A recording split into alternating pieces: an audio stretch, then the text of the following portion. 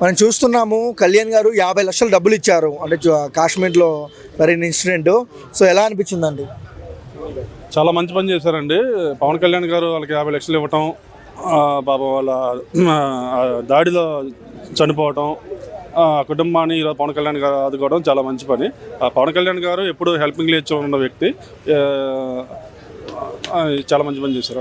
అంటే ఇంతవరకు ఏ రాజకీయ నాయకుడు 50 లక్షలు కానీ అసలు డబ్బులే ఇవ్వలేదు ఎవరికి. సో కళ్యాణ్ గారు స్పందించి వాళ్ళ ఇంటికి వెళ్ళి వాళ్ళ ఆర్థిక పరిస్థితి తెలుసుకొని ఇవ్వడంపై మీ అభిప్రాయం ఏంటి?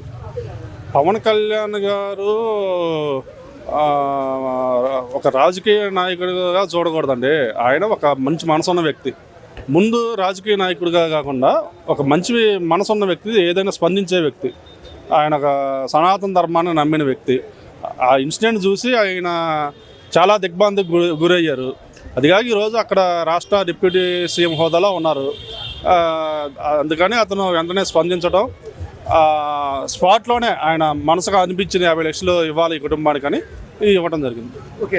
అండ్ ఈరోజు మోడీ గారు మన కళ్యాణ్ గారు మాట్లాడుతూ సో అంటే ఇండైరెక్ట్గా యుద్ధం తప్పదు పాకిస్తాన్కి, యుద్ధం ప్రకటిస్తామన్నట్టు చెప్పారు.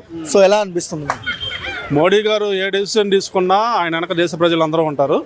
మోడీ గారు ఏ డెసిషన్ తీసుకున్నా ఆయన 100 రెట్లు ఆలోచించే తీసుకుంటారు.